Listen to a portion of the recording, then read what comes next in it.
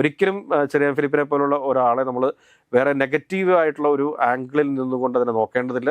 അതുകൊണ്ട് KPCC ഓഫീസിൽ സംഭവിച്ചിട്ടുള്ള ഈ ആലിംഗനം എന്ന് പറയുന്നത് അതിനെ വലിയ പർവ്വതീകരിക്കേണ്ട കാര്യമൊന്നുമില്ല. അപ്പോൾ ബിന്ദുകൃഷ്ണയെ സംബന്ധിച്ചിട്ട് ബിന്ദുകൃഷ്ണ കയറി വരുന്ന സമയത്ത് ബിന്ദുകൃഷ്ണയുടെ സ്വാഭാവികമായിട്ടൊരു ഹഗ്ഗ്, ഇത് ഇന്നത്തെ കാലഘട്ടത്തിൽ ഇങ്ങനെ ഒരു ഹഗ്ഗിന് നിരസിക്കേണ്ട ആവശ്യമുണ്ടായിരുന്നില്ല. കാരണം സ്വാഭാവികമായിട്ടും അങ്ങനെ ഉണ്ടെങ്കിൽ മറ്റേ K രാധാകൃഷ്ണന് ദിവ്യ S അയ്യർ IAS കൊടുത്ത ആലിംഗനം അത് ഭയങ്കര ചർച്ചയാക്കിയിരുന്നു കേരളത്തിലെ പൊതുസമൂഹം.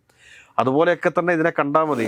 ഷാനിമോൾ ഉസ്മാൻ വരുന്ന സമയത്ത് ഷാനിമോൾ ഉസ്മാൻ കൃത്യമായിട്ട് തന്നെ ചെറിയാൻ ഫിലിപ്പിന് ആലിംഗനം കൊടുക്കുന്നത് നമ്മൾ കണ്ടതാണ്. പിന്നെ ഇതിനെയൊക്കെ ഒരു രസമാണ്. കാരണം ഇടതുപക്ഷ സൈബറിടങ്ങളെ സംബന്ധിച്ചിട്ട് ഇന്നത്തെ ദിവസം അവരേറെ വിഷമത്തിലിരിക്കുന്ന ഒരു ദിവസമാണ്. അപ്പോൾ ആ ദിവസത്തിൽ അവർക്ക് വീണ് കിട്ടിയ ഒരു വലിയ ട്രോൾ മെറ്റീരിയലാണ്. ഒരു സഹോദരിയെ ആലിംഗനം ചെയ്യുന്ന മനോഭാവത്തോടു കൂടി തന്നെയാണ് ബിന്ദുകൃഷ്ണനെ ആലിംഗനം ചെയ്യാൻ വേണ്ടി ശ്രമിച്ചത്. പക്ഷേ ബിന്ദുകൃഷ്ണൻ അത് നിരസിച്ചത്, അത് ആ മനസ്സിൻ്റെ വലിപ്പം അത്രയുണ്ട് എന്ന് നമ്മൾ കരുതിയാൽ മതി. അതിനപ്പുറത്തേക്കൊന്നും കരുതേണ്ട ആവശ്യം. നമസ്കാരം. KPCC ആസ്ഥാനമായ ഇന്ദിരാഭവനിലൊരു ഉത്സവ പ്രതീതിയാണ്. ജയിച്ചു വന്ന കോൺഗ്രസ് MLA-മാരും പ്രവർത്തകരും മണികളും എല്ലാവരും കൂടി തിക്കിത്തിരക്കി ആകെ ബഹളം. അതിനിടയിൽ രസകരമായ പല സംഭവങ്ങളും അവിടെ അരങ്ങേറുന്നുണ്ട്. നമുക്കറിയാം, ചെറിയാൻ ഫിലിപ്പും ബിന്ദുകൃഷ്ണയും തമ്മിലുള്ള ആലിംഗന വിവാദങ്ങളും അങ്ങനെ പലതും നടക്കുന്നുണ്ട്. എങ്ങനെ നോക്കി കാണുന്നു ഈ പുതിയ ഉത്സവത്തെ? അതായത് ഇന്ന് രാവിലെ വന്ന വാർത്ത എന്താണെന്ന് വെച്ചാൽ KPCC ഇന്ദിരാഭവൻ്റെ ഗേറ്റ് പൂട്ടി. ഓരോ മാധ്യമങ്ങളും ഓരോ രീതിയിലാണ് വാർത്തകൾ കൊടുത്തുകൊണ്ടിരിക്കുന്നത്. ഇന്ദിരാഭവൻ്റെ ഗേറ്റ് പൂട്ടി, മാധ്യമപ്രവർത്തകരെ എല്ലാം പുറത്താക്കി എന്നൊക്കെയുള്ള രീതിയിലുള്ള വാർത്തകളാണ് വന്നുകൊണ്ടിരുന്നത്. പക്ഷേ അതങ്ങനെയല്ലത്.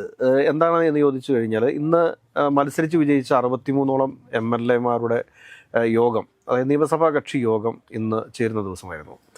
നിയമസഭാ കക്ഷി യോഗം ചേർന്നതിന് ശേഷം സാധാരണ കക്ഷി നേതാക്കന്മാരെ തിരഞ്ഞെടുക്കുന്ന ഒരു രീതിയാണ് ഉണ്ടാവാറ്. പക്ഷേ ഇവിടെ സംഭവിച്ചത് എന്താണ് എന്ന് ചോദിച്ചു കഴിഞ്ഞാൽ, നിയമസഭാ കക്ഷി നേതാവിനെ തീരുമാനിക്കാൻ AICC പ്രസിഡന്റിനെ ചുമതലപ്പെടുത്തിക്കൊണ്ട് ഒരു പ്രമേയം പാസ്സാക്കി അവസാനിപ്പിക്കുന്നതാണ് കണ്ടത്.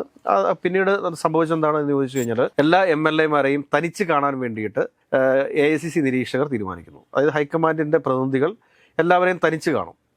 ഈ തനിച്ച് കണ്ട് അവരുടെ അഭിപ്രായം ആരായും ഇവരിൽ ആരാണ് മുഖ്യമന്ത്രിയായിട്ട് വരേണ്ടത് എന്നൊക്കെയുള്ള കാര്യത്തിലുള്ള തീരുമാനങ്ങൾ എടുക്കും. ഇത് കോൺഗ്രസിനകത്ത് പണ്ട് തുടങ്ങിയേ നടക്കുന്ന ഒരു സ്വാഭാവികമായിട്ടുള്ളൊരു പ്രോസസ്സാണത്. അപ്പോൾ അതിന് ഇത്രയേറെ ഒരു മാധ്യമ ശ്രദ്ധ അല്ലെങ്കിൽ പ്രാധാന്യം കൊടുക്കേണ്ടതില്ല എന്നുള്ളതാണ് എൻ്റെ പക്ഷം.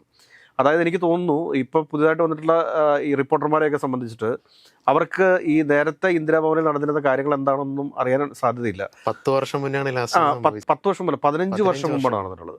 ഈ 15 വർഷം മുമ്പ് 10 വയസ്സും 15 വയസ്സൊക്കെ ഉള്ള പിള്ളേരാണ് ഇന്ന് റിപ്പോർട്ടർമാരായിട്ട് ഈ ഇന്ദിരാഭവൻ്റെ മുമ്പിൽ പോയി നിൽക്കുന്നത്. അപ്പോൾ അവരെ സംബന്ധിച്ച് ഇതൊക്കെ ഒരു പുതിയ കാഴ്ചയാണ്. അതെ, പഴയ വീഡിയോകൾ തപ്പി നോക്കാനോ പഴയ ചരിത്രങ്ങൾ പഠിക്കാനോ ഒന്നും ഇവർക്ക് വലിയ താല്പര്യമൊന്നും ഉണ്ടാകത്തില്ല. ഇത് എല്ലാ പ്രാവശ്യവും ഇന്ദിരാഭവനിൽ അരങ്ങേറുന്ന ഒരു സംഭവമാണ്.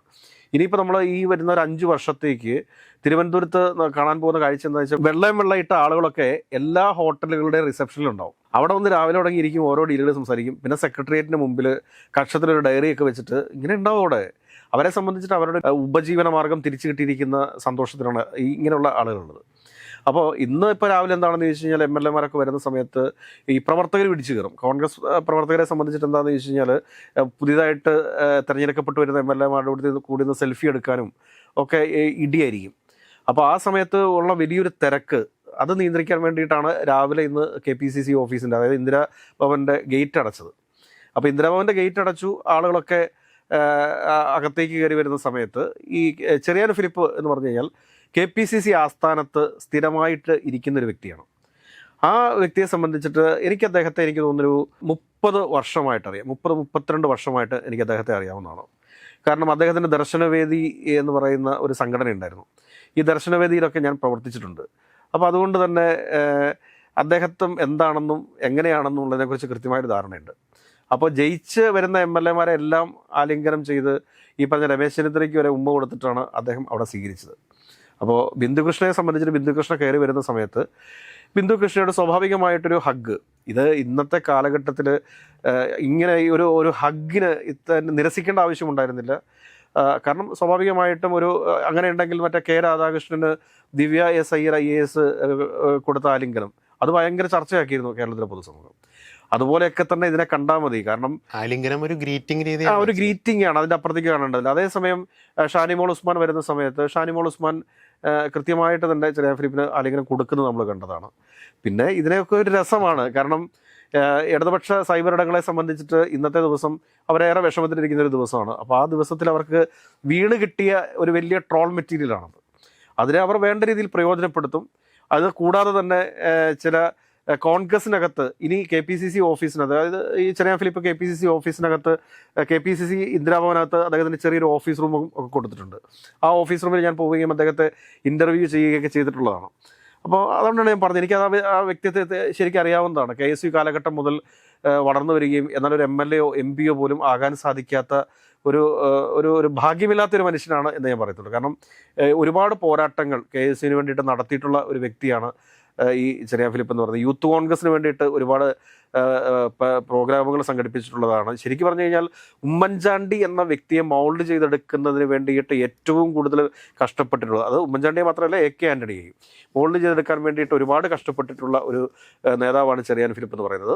അപ്പോൾ ആ ചെറിയാൻ ഫിലിപ്പിനെ ഇന്ദിരാഭവൻ്റെ ആ മുറിയിൽ നിന്ന് ഇറക്കി വിടാൻ താല്പര്യപ്പെടുന്ന ചില ആളുകളും കൂടെ ചേർന്നുകൊണ്ടാണ് ഇത് പ്രചരിപ്പിച്ചുകൊണ്ടിരിക്കുന്നത് എന്ന് വേണം നമുക്ക് മനസ്സിലാക്കാനായിട്ട്. പിന്നെ മുതിർന്ന മാധ്യമ പ്രവർത്തകർ 1-2 പേർ അപ്പുറത്ത് നിൽക്കുന്നുണ്ട്. അവരൊന്നും ഈ പറയുന്ന വലിയൊരു പ്രാധാന്യം ഇതിന് കൊടുത്തിട്ടില്ല. കാരണം ഈ ന്യൂസ് 8ൻ്റെ റിപ്പോർട്ടർ അവിടെ ഉണ്ട്. പക്ഷെ അദ്ദേഹം ഒന്നും വലിയൊരു പ്രാധാന്യം അതിന് കൊടുക്കുന്നില്ല. അതോടൊപ്പം 24 ന്യൂസിൻ്റെ ഒരു സീനിയർ റിപ്പോർട്ടർ അവിടെ ഉണ്ടെന്ന് എനിക്ക് തോന്നുന്നു. അദ്ദേഹവും വലിയ പ്രാധാന്യം ഇതിന് കൊടുക്കുന്നില്ല. പിന്നെ ഈ പുതിയതായിട്ട് വന്നിട്ടുള്ള ഈ ചില റിപ്പോർട്ടർമാരെ സംബന്ധിച്ചിട്ട് ഇതൊക്കെ എന്തോ വലിയ സംഭവമാണ് എന്നുള്ള രീതിയിൽ എടുത്ത് പ്രചരിപ്പിക്കുന്നതേ ഉള്ളൂ.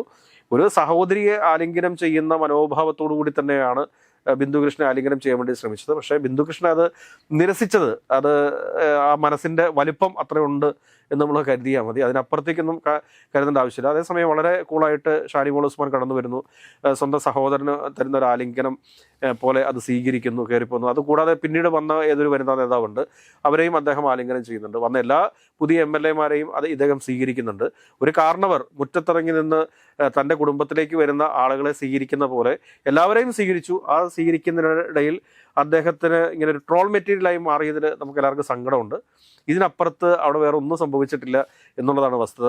അതിനെ മറ്റൊരു ആംഗിളിൽ കാണരുത്. കാരണം നമുക്കെല്ലാവർക്കും അറിയാവുന്ന കാര്യമാണ്, അദ്ദേഹം ഒരു ഇടതുപക്ഷ സഹയാത്രികനായിട്ട്, കാരണം കോൺഗ്രസിൽ നിന്ന് സ്ഥിരമായിട്ട് അവഗണനകൾ നേരിട്ട സമയത്ത് അദ്ദേഹം കോൺഗ്രസ് രാഷ്ട്രീയത്തിൽ നിന്ന് മാറി ഇടതുപക്ഷ രാഷ്ട്രീയത്തിൻ്റെ ഭാഗമാവുകയും ഇടതുപക്ഷ സഹയാത്രികരാവുകയൊക്കെ ചെയ്തു. പക്ഷേ ജീവിതത്തിൻ്റെ അവസാന നാളുകളിൽ തനിക്ക് കോൺഗ്രസ്സുകാരനായിട്ട് തന്നെ ജീവിച്ച് തീരണം എന്നുള്ളൊരു ആഗ്രഹം, അതിയായ ആഗ്രഹത്തിൻ്റെ ഭാഗമായിട്ടാണ് അദ്ദേഹം ഇടതുപക്ഷ ത്തോടൊപ്പമുള്ള യാത്രയൊക്കെ അവസാനിപ്പിച്ച് ഇന്ദിരാഭവനിലേക്ക് വരികയും ഇന്ദിരാഭവനിലെ ഒരു മുറി അദ്ദേഹത്തിന് വേണ്ടി ഒരുക്കി കൊടുക്കുകയും കോൺഗ്രസ് പാർട്ടിയുടെ രാഷ്ട്രീയകാര്യ സമിതി അംഗമാക്കുകയും കോൺഗ്രസ് പാർട്ടിയുടെ നയരൂപീകരണ സമിതിയുടെ ഒരു പ്രധാന പങ്ക് വഹിക്കുകയും ഓരോ ദിവസവും എന്തെങ്കിലുമൊക്കെ വാർത്തകൾ കോൺഗ്രസ് പാർട്ടിക്ക് വേണ്ടിയിട്ട് സൃഷ്ടിക്കുകയും ചെയ്യുന്ന ഒരു വ്യക്തിയാണ് അദ്ദേഹം. അപ്പോൾ അദ്ദേഹത്തെ ഒന്നും ഒരിക്കലും ആരായാലും ഏത് പാർട്ടിക്കാരായാലും, ഇപ്പം അതിനകത്ത് ഏതോ ഒരു ആക്ടിവിസ്റ്റൊക്കെ രംഗത്ത് വന്ന് കേസെടുക്കണം എന്നൊക്കെ പറയുന്നു എന്ന് പറയുന്നു. വേറെ ഏതോ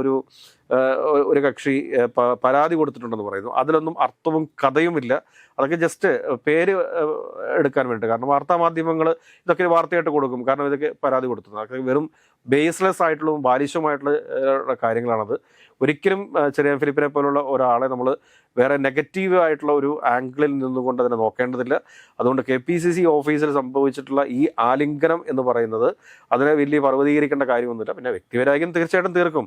ഒരു ഇടതുപക്ഷത്തെ ഇത്ര അതിക്രൂരമായിട്ടാണ് ഇടതുപക്ഷ നേതാക്കന്മാരെ ഇപ്പോൾ വിമർശിച്ചുകൊണ്ടിരിക്കുന്നത്. പ്രത്യേകിച്ച് വീണ ജോർജിനെയും ഈ പറഞ്ഞ ബിന്ദുവിനെയും ഒക്കെ വലിച്ചു കീറിക്കൊണ്ടിരിക്കുകയാണ്. അപ്പോൾ അങ്ങനെയുള്ള ഒരു സാഹചര്യത്തിൽ ഇതുപോലത്തെ ഒരു ട്രോൾ മെറ്റീരിയൽ കിട്ടുന്ന സമയത്ത് ഇടതുപക്ഷ സൈബർ ഇടങ്ങൾ ഉപയോഗപ്പെടുത്തും. അപ്പോൾ ബിന്ദുകൃഷ്ണനായിരുന്നു കുറച്ച് കൂടുതൽ ശ്രദ്ധിക്കേണ്ടിയിരുന്നത്. അപ്പോൾ ഒന്നെങ്കിലും ഒരു ഷേക്ക് ഹാൻഡ് കൊടുത്തിട്ട് പോകാൻ സാധിക്കുന്നൊരു കാര്യമായിരുന്നു. അപ്പോൾ അദ്ദേഹം കൈ കൊണ്ട് വരുന്നത് കണ്ടതാണ്. അപ്പോൾ ഇതിനകത്തൊക്കെ ഒരു പക്വത എന്ന് പറയുന്ന ഒരു പ്രധാനപ്പെട്ട ഘടകമാണ് എന്നെനിക്ക് തോന്നുന്നു. ഏതൊക്കെയായാലും വേറൊരു രീതിയിൽ ഇതിനെ കാണേണ്ടതില്ല. ചെറിയാൻ ഫിലിപ്പിൻ്റെ മനസ്സിനെ വിഷമിപ്പിക്കേണ്ടതില്ല എന്നുള്ളതാണ് എൻ്റെ നിലപാട്.